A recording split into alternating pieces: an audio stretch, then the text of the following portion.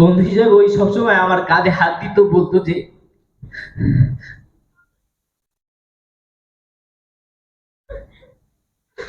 আরে কি যে হারাইছি। শাকিল প্রথমে অতটা অ্যাক্টিভ ছিল না, পরবর্তীতে অ্যাক্টিভ হয়। কিন্তু আমরা আন্দোলনের ভবিষ্যৎ নিয়ে কথা বলছিলাম যে আসলে আন্দোলনটা কোন দিকে যাবে, আন্দোলনটা কি হবে। আহ, এমনিতে শাকিল আর কি বলতো যে আহ, শাকিল এইভাবে বলতো যে আমি আসলে অনেক কিছু প্রিডিক্ট করতে পারি।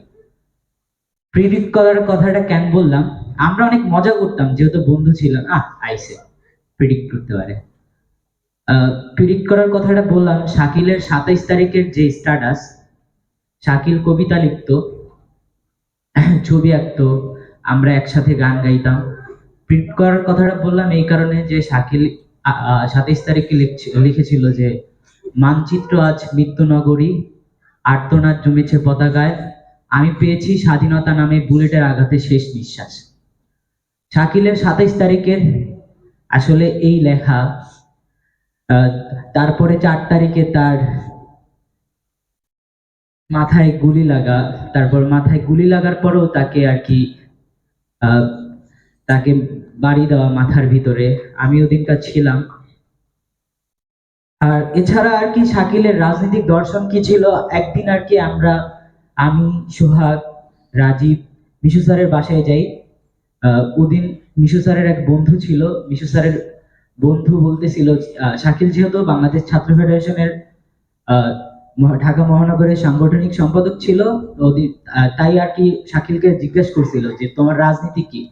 তখন শাকিল বলছিল যে আমার রাজনীতি হলো কফিল আহমেদের গান। মানে একটা মানুষ আসলে মানে মানে কতটা আর কি মানে ওর ডেপথ আসলে আমরা কোনোদিন ধরতে পারি নাই। ইভেন আসলে মানে মানে আমি যখন আর কি বাংলাদেশ ছাত্র ফেডারেশনের আমি আর কি কোনো সময় নেতা হইতে চাইনি, আমি শাকিলের মতো এত সাহসীও না। মানে ওই আমার সাহসটা ছিল আর কি শাকিল। আমরা একসাথে অনেক আর কি এই স্বৈরাচারের বিরুদ্ধে আমরা অনেক দিন ফ্যাসিবাদ বিরোধী আন্দোলন একসাথে করছি। আমি এত সাহস কোনো সময় পাইতাম না, শাকিল সব সময় আমার সাহসটা ছিল যে ওই সব সময় ব্যারিকেডটাতে সর্বপ্রথম হাতটা দিত। শাকিল এই সাহসটা ছিল।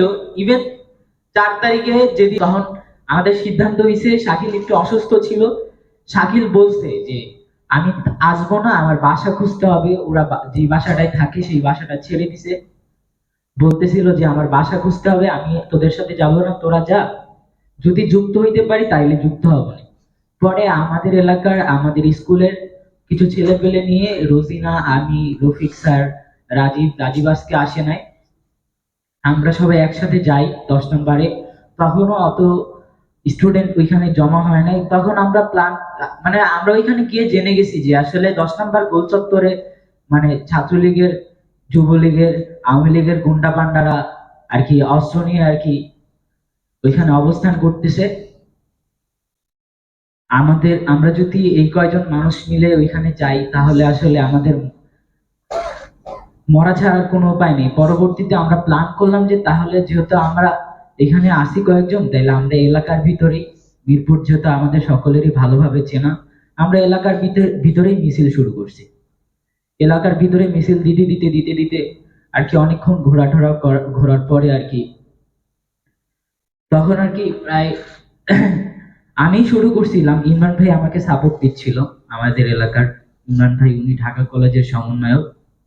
ইমরান ভাই সাপোর্ট দিচ্ছিল, আমি স্লোগান দিতে আগাচ্ছি। যখন আইডিয়ালের মোড়ে যাই তখন আমরা 3-4 হাজার স্টুডেন্ট অলরেডি হয়ে গেছি। এই সাইডে 3-4 হাজার স্টুডেন্ট, কাজীপাড়ার দিকে 2 নম্বরের ওই সাইডটাতে, মানে চারো সাইড দিয়ে আর কি আমরা স্টুডেন্ট, কিন্তু আসলে এত বন্ধু, এত অস্ত্র, এত বোমা, মানে এগুলির সামনে আসলে আমরা আসলে তখন কিছু আমরা একবারে অসহায়। মানুষকে যে পাখির মতো চোখের সামনে মারা হইলো, এটা আর কি আমরা আমি এখন পর্যন্ত রাতে ঘুমাইতে পারি না। মানে 4 তারিখের পর থেকে আমি এখন পর্যন্ত রাতে ঘুমাইতে পারি না। ইভেন কালকে রাতেও আমি ঘুমাই নাই। আমি এখনো ক্যাম্পাসে যাই না। আমি মানে কোনো কিছু পড়তে গেলে মনোযোগ দিতে পারি না, মানে এটা শুধু আমার অবস্থা না, এটা ম্যাক্সিমাম ছাত্রের অবস্থা, যে আসলে ছাত্ররা এখনো ঘুমাইতে পারতেছে না। তারপরে শাকিল আমাকে ফোন দেয়, আমি ওর ফোনটা তুলতে পারিনি, কারণ তখন আমি মানে আমি দুইজনকে রেস্কিউ করতেছিলাম। আমার এই এলাকার মানে আমি চিনি আর কি, মিরপুরে আমরা যারা থাকি প্রায় মানে প্রায় মানুষকেই আর কি আমার আমার চেনা, কারণ ওই আশেপাশটাতে আর কি ওই ছেলেগুলি আমাদের এলাকারই ছিল। ওদেরকে বেধড়ক কোপাইছে, মাথা মানে আর মাথা কোপ দিয়ে মানে একবারে ফাঁকা করে ফেলছে। দুইটা ছেলে, মানে ওদের বয়স 14-15, এর বেশি না, মানে বাচ্চা ছেলেদের কি বিভৎস ভাবে যে মানে এরা ইয়া করলো। তারপরে আমি মানে ওদেরকে কেউ নিয়ে যাচ্ছিল না, আমি নিয়ে গেলাম, শাকিলের ফোনটা ধরতে পারি নাই, নিয়ে আর কি ইসলামিয়া হসপিটালে গেলাম। আমি কল্পনাও করতে পারি নাই যে শাকিল আসলে এইভাবে আমার চোখের সামনে আসবে। ইসলামিয়া হসপিটালের আমি যখন ইমার্জেন্সিতে, তখন আমি শাকিলকে দেখি, আমার এলাকারই ছোট ভাই নাজমুল, ওরা আসছে, আয়সা বলতেছে ভাই আপনার বন্ধুকে আপনি বুঝে না।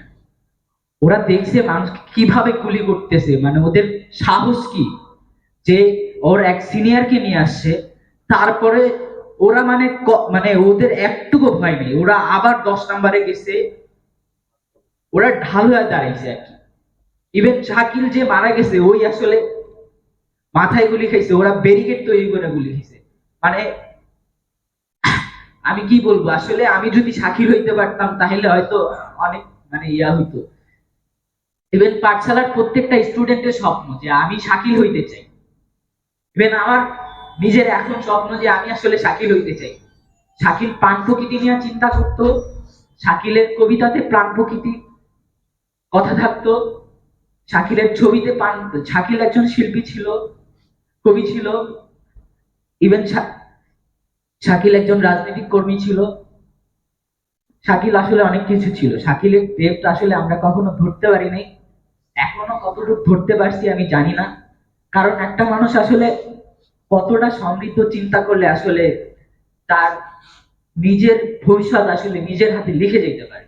যে মানচিত্র আজ মৃত্যু নগরী, আর্তনাদ জমেছে পতাকায়, আমি পেয়েছি স্বাধীনতা নামে বুলেটের আঘাতে শেষ নিঃশ্বাস।